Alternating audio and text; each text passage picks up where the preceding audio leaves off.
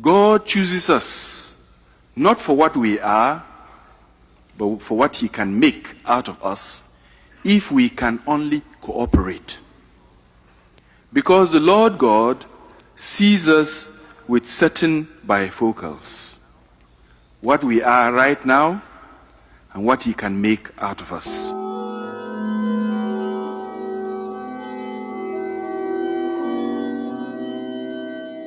What if I told you that a boy from a quiet town in Plateau State ended up catching the attention of the Vatican and is now on the path to sainthood? This is the real-life story of Archbishop Gabriel Ganaka, the first indigenous priest from Jos Plateau, a polyglot, a theologian, and a revolutionary who changed the face of the church in Nigeria forever. Gabriel Ganaka was born on May 24, 1937, in a modest village in Pankshin. His parents, Peter and Cecilia, weren't even Catholic when he was born. But their son's faith was so deep, so convincing, that they ended up converting because of him. How many children can say they evangelized their own parents? Gabriel Ganaka kicked off his education at Holy Cross Primary School in Pankshin, and then headed to Sacred Heart School in Shandam to wrap up his primary school days. But the real game changer was St. Teresa's Minor Seminary. That's where his love for God and the church went full throttle. By 1957, he was deep into philosophy at St. Peter and Paul Catholic Major Seminary in Ibadan. And then came theology, and then came Rome. Gabriel Ganaka was in Rome, not for vacation, but to sharpen his mind. He studied at the Pontifical Urban University, first to get his licentiate in theology in 1967, and then came back to Nigeria for the full PhD in theology by 1970.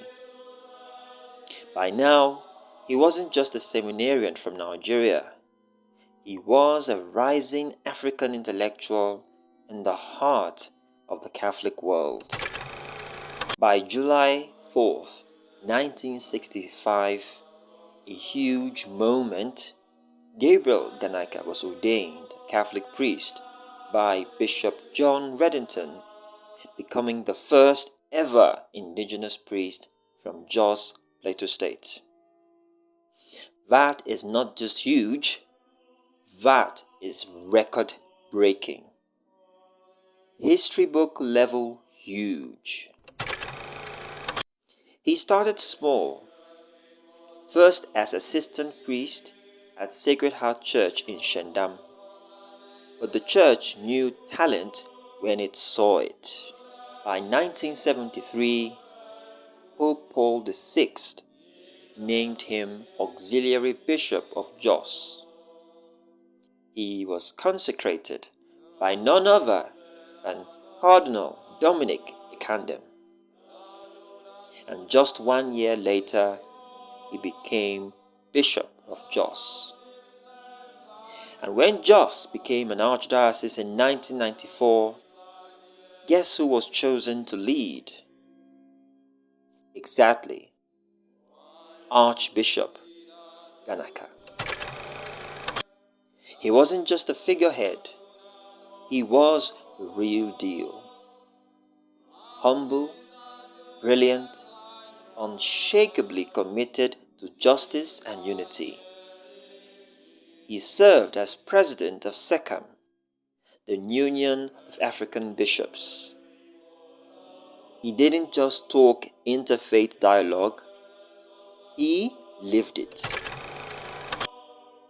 From 1975 to 1991, he chaired the Christian Association of Nigeria in Plateau State, consistently working to bridge divides and defend the rights of Christians.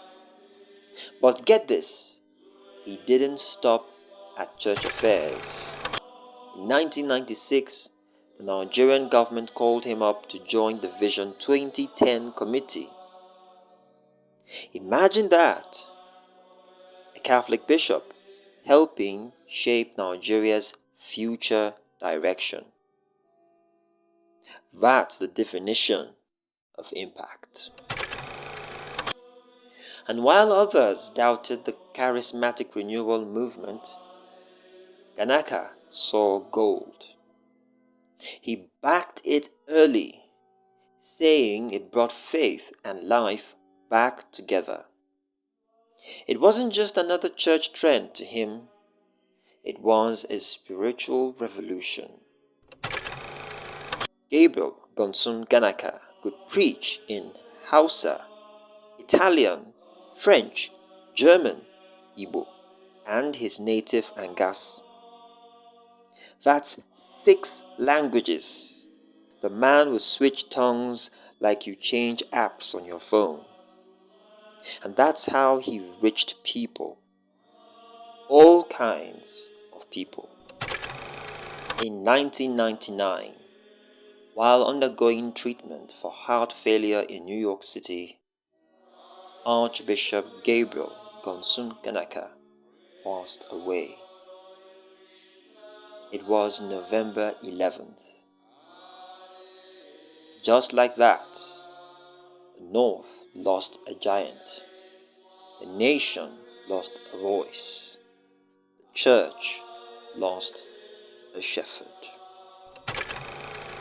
Archbishop Ganaka was laid to rest at Fatima Cathedral, the same place where he was ordained a priest.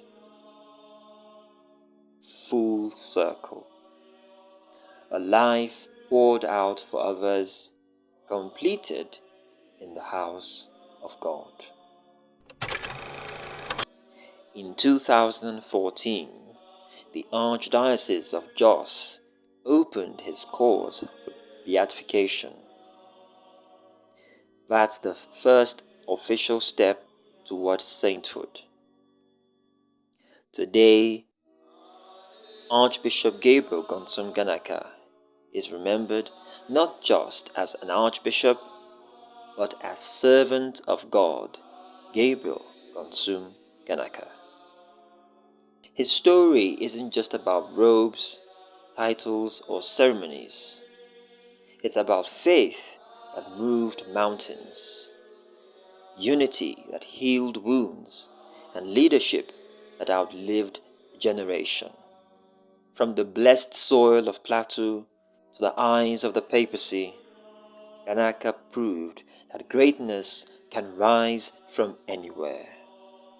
So next time someone asks if any Nigerian could one day be named a saint, tell them it's already in motion. And it all started with a boy named Gabriel.